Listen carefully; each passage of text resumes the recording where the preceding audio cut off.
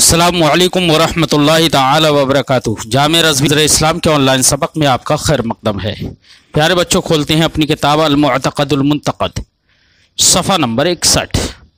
कुछ इबारत पढ़ लेते हैं। बिस्मिल्लाहिर्रहमानिर्रहीम। व अम्मा मा यजिबु इअतिक़ादु इस्तिहालतिही ऐ मा ला युतसव्वरु वजूदुहु फ़ी हक़्क़िही फ़अज़दादु मा तक़द्दम मिन सिफ़ातिही मिस्लुल अदम व तुरूउल हुदूस व अल्ला यकून वाहिदा व अदम क़ियामिही बिनफ़्सिही व बिअन यकून सिफ़तन तक़ूम बिमहल्लिन औ यहताजु इला मुख़स्सिसिन वल मुमासला लिल हवादिस वल मौत वल इज़्ज़ अन मुमकिन वल अमा वस्समम वल बक्म व अन युजबर व युकरह अला शैइन वल जहलु बिशैइन मा व कौनुहु गैर मुकव्विनिन लिल आलम फ़कुल्लु हाज़िही मुस्तहीलतुन फ़ी हक़्क़ि इलाहिल इबाद लिइनक़िलाबिल अम्रि इला अक्सिही व औदिश शैइ इला ज़िद्दिही अल गैरिल मक़सूद इज़ ज़ालिका युख़रिजुहु अन यकूना हुवा अल इलाहुल मअबूद कज़ा फ़िल कंज़। प्यारे बच्चों, अभी आपने इबारत सुनी। आज की इस इबारत में साहिब किताब उन बातों का तज़किरा करना शुरू करते हैं कि जो अल्लाह रब्बुल इज़्ज़त के हक़ में जिनके मुहाल होने का एतक़ाद रखना वाजिब है, यानी अल्लाह रब्बुल इज़्ज़त के हक़ में उनका वजूद मुतसव्वर ही नहीं है, कभी उनका वजूद नहीं हो सकता अल्लाह के हक़ में। तो ये कौन सी चीज़ें होंगी? तो साहिब किताब फरमाते हैं कि जो हमने इससे पहले सिफ़ात ज़िक्र की हैं, अल्लाह का मौजूद होना, अल्लाह का कदीम होना, अल्लाह का बाकी रहना, अल्लाह का कदीर होना, समी होना, बसीर होना, इला गैर ज़ालिक, उन तमाम तर सिफ़ात के अज़दाद वो अल्लाह के हक़ में मुहाल हैं, उनके मुहाल होने का एतक़ाद रखना वाजिब है। बात समझाई बच्चों? तो ये सब के सब क्या है? मुहाल हैं। इसी को साहिब किताब फरमाते वो अम्मा मा यजिबु इअतिक़ादु इस्तिहालती, रहा वो जिसके मुहाल होने का एतक़ाद रखना वाजिब है, उनका बयान हम शुरू करते हैं। यानी तफसीर करते हैं कि जिन वो चीज़ें जिनके मुहाल होने का एतक़ाद रखना वाजिब है वो कौन सी चीज़ें होंगी। तो मुहाल होने का मतलब क्या होगा? तो फरमाते हैं मा ला युतसव्वरु वजूदुहु फ़ी हक़्क़िही, अल्लाह के हक़ में जिन चीज़ों के वजूद का तसव्वुर ना हो, क्योंकि मुहाल उसी को कहते हैं जो अक़लन मुतसव्वर ही ना हो। तो ये मुहाल होंगी कौन कौन सी चीज़ें अल्लाह के हक़ में? फ़अज़दादु मा तक़द्दम मिन सिफ़ाती, अल्लाह की जो सिफ़ात माक़बल में मज़कूर हुई उन सिफ़ात की अज़दाद वो अल्लाह के हक़ में मुहाल हैं, उनके मुहाल होने का एतक़ाद रखना वाजिब है। मिसाल के तौर पर वजूद की नक़ीज़, वजूद की ज़िद क्या है? अदम है। वजूद की ज़िद अदम, तो अदम अल्लाह रब्बुल इज़्ज़त मादूम हो तो मादूम होना अल्लाह रब्बुल इज़्ज़त का ये मुहाल है।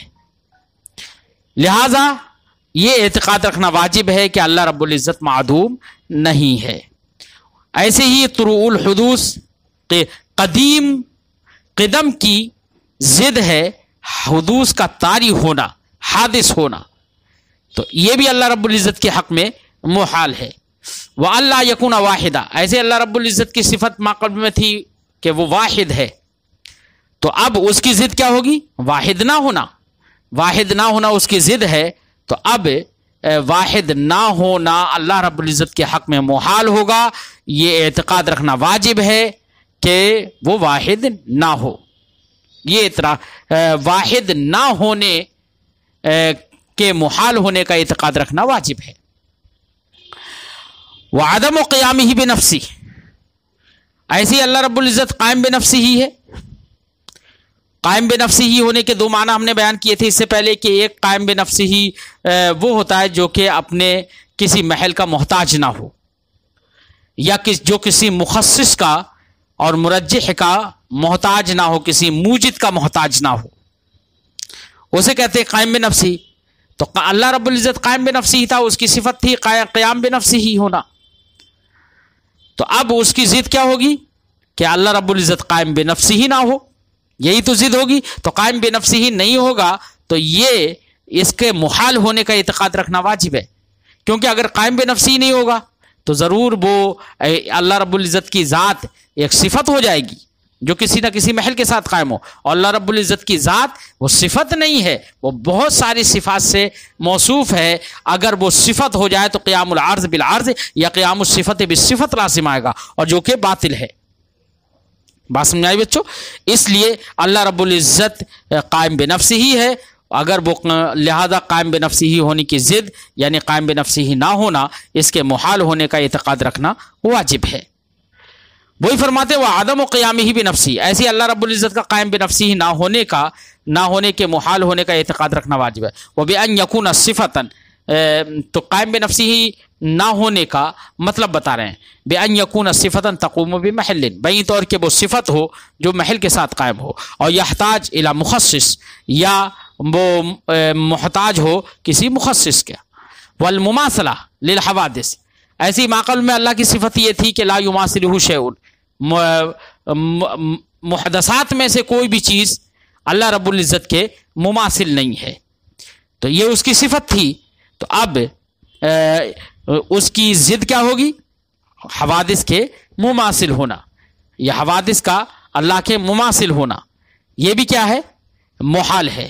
لہذا اس کے محال ہونے کا اعتقاد رکھنا واجب ہے، کیونکہ اللہ کی حقیقت میں اس کا کوئی مماثل نہیں، نہ ہی اس کا کوئی قائم مقام ہے۔ والموت والعز، ایسے ہی محالات اللہ کے حق میں جو چیزیں محالات سے ہیں، انہی میں سے ایک موت ہے اور ایک عجز بھی ہے، عز عن الممکن۔ موت کیونکہ اللہ رب العزت کی صفت تھی حی ہونا، اور اللہ رب العزت کی صفت تھی قادر ہونا، تو اب ان کی ضد کیا ہوں گی؟ میت ہونا، عاجز ہونا ممکن سے، یہ ان کی ضد ہوں گی، اور جب ضد ہیں یہ تو اللہ رب العزت کی جب وہ صفت ہے تو ان ازداد کا اس کے حق میں محال ہونا یقینی ہے،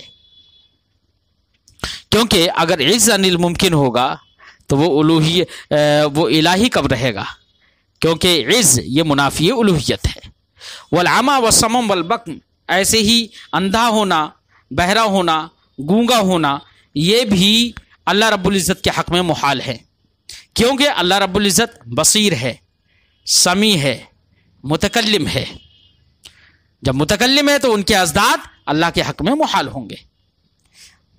وَأَن يُجْبَرَ وَيُكْرَهَ عَلَى شَيْءٍ، ایسے اللہ رب العزت فاعل مختار ہے، وہ جو چاہتا ہے، شائی اور مرید ہے، جو چاہتا ہے کرتا ہے، فعال لما یرید، لہذا وہ مجبور نہیں ہو سکتا، اور وہ کسی شے پر مجبور نہیں ہوگا، اس کو مجبور نہیں کیا جا سکتا، اس لیے مکرہ اور مجبور نہیں ہو سکتا، تو مکرہ اور مجبور ہونا یہ مختار ہونے کی، شائی اور مرید ہونے کی ضد ہے، یہ اللہ رب العزت کے حق میں محال ہوگی۔ والجہل بشیء ما، اور کسی بھی چیز سے جاہل ہونا، ناآشنا ہونا، چونکہ اللہ رب العزت علیم ہے، وہ عالم کلیات بھی ہے، عالم جزئیات بھی ہے، لہذا کسی چیز سے جاہل رہنا، کسی چیز کا نہ جاننا، یہ بھی اللہ رب العزت کے حق میں محال ہے۔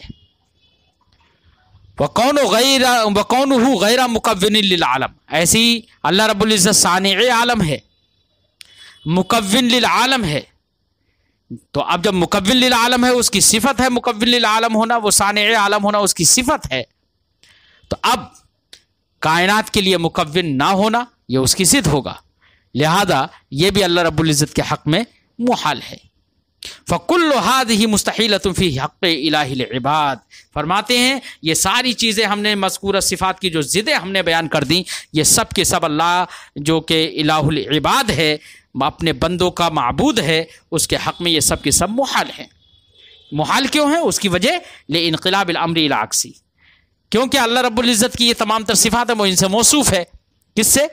جو معقل میں گزری، قدیم ہونا، موجود ہونا، قدیر ہونا، علیم ہونا، سمیع ہونا، بصیر ہونا۔ اب اگر وہ اس کے حق میں ان کے ازداد محال اگر نہ ہو تو معاملہ پلٹ جائے گا۔ ابھی تک تو یہی تھا کہ وہ موجود ہے، اب اگر موجود نہیں ہوگا تو پھر کیا ہوگا؟ معدوم ہوگا، معدوم ہوگا تو وہ صانع عالم نہیں ہو سکتا، سب معاملہ درہم برہم ہو جائے گا۔ وہی فرماتے ہیں انقلاب الامر الی عکسی، کیونکہ معاملہ الٹا ہو جائے گا بالکل۔ وعود شیء الی ضدہ غیر المقصود، اور شے کا اپنے ضد جو کہ مقصود نہیں ہوتی ہے اس کی طرف پلٹنا لازم آئے گا، کیونکہ الہ عباد اگر ان صفات سے موصوف ہو جائے، ان سے ازداد سے موصوف ہو جائے، تو وہ الہ کب رہے گا؟ الہ ہرگز نہیں رہے گا، کیونکہ اس سے پہلے آپ پڑھ چکے ہیں جو معدوم ہو وہ ہرگز، معدوم جو ہے وہ تو کچھ بھی ہے ہی نہیں، تو وہ معبود کیسے ہو سکتا ہے؟ ایسے ہی جو عاجز ہو تو عز منافی الوہیت ہے۔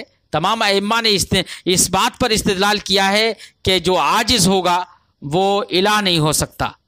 یہی تو برہان تمانوں سے آپ نے یقینی طور سے سمجھا تھا کہ ایک کا عاجز ہونا لازم آ رہا تھا، لہذا ایک کا عاجز ہو، جو بھی عاجز ہوگا مغلوب ہوگا وہ خدا نہیں ہو سکتا، اور یہاں پر جب ضد یعنی عز سے موصوف ہوگا تو ایسی صورت میں ضرور وہ الہ معبود